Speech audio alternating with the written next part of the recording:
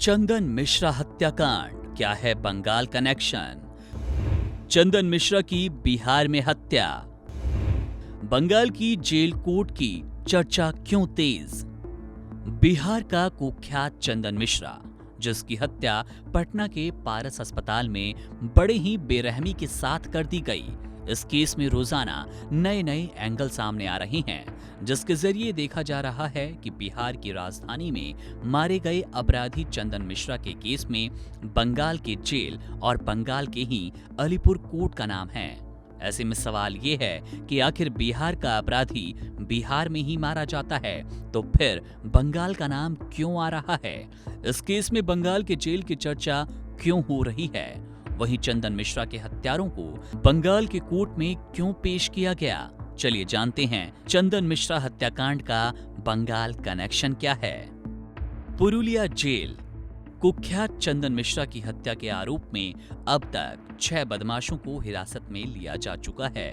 गहन छापेमारी की वजह से इन सभी को पकड़ना संभव हुआ, जिसमें बंगाल के पुरुलिया जेल का बड़ा हाथ है, क्योंकि बिहार एसटीएफ और वेस्ट बंगाल एसटीएफ ने पुरुलिया जेल में कुख्यात शेरू सिंह से गहरी पूछताछ की।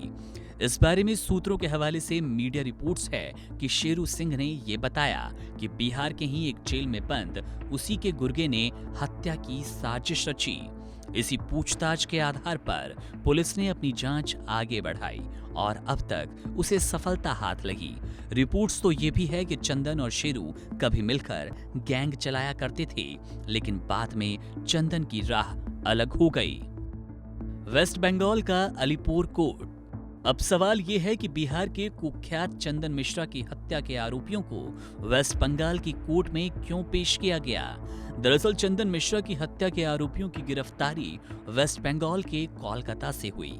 ऐसे में नियमों के मुताबिक अब उन सभी आरोपियों की पूरी कानूनी कार्रवाई कोलकाता में होगी। उनको वहीं की जेल में रखा जाना है। इसके साथ ही वहीं की कोर्ट में उनका केस चलेगा। लेकिन यहाँ सवाल ये उठ रहा है कि फिर बिहार में कानून प्रक्रिया होगी या नहीं। नियमों के ही मुताबिक अब बिहार सरकार वेस्ट बंगाल सरकार से सभी आरोपियों की ट्रांजिट रिमांड मांगेगी। जब बंगाल की तरफ से इसके लिए सहमति मिल जाएगी, तब सभी आरोपियों को बिहार लाया जाएगा। अब इस मामले में कोर्ट से ट्रांजिट रिमांड की मांग की जाएगी। अगर कोर्ट पुलिस की दलीलों से संतुष्ट होगा, तब जाकर कोर्ट ट्रांजिट रिमांड जारी करेगा, जिसके बाद जहां अपराध हुआ उस शहर में लाया जाएगा, फिर उसे जुडिशियल कस्टडी में भेजा जाना है। कुल मिलाकर देखा जाए तो चंदन मिश्रा हत्याकांड में बंगाल का कनेक्शन, आरोपियों की गिरफ्तारी कोलकाता से होना अपने आप में इस कहानी को, मामले को नया मोड़, दिलचस्प पहलू पर लाकर खड़ा कर चुकी है। बहरहाल देखना दिलचस्प है कि मामले में आगे क्या अपडेट आता है। इस पूरे हत्याकांड की और कितनी तह खुलनी बाकी है, मामले पर हमारी नजर है। जैसे ही कोई बड़ा अपडेट मिलेगा, आपसे साझा करेंगे। तमाम बड़ी खबरों और अपडेट्स के लिए आप बने रहिए वन इंडिया हिंदी के साथ। Subscribe to One India and never miss an update. Download the One India app now.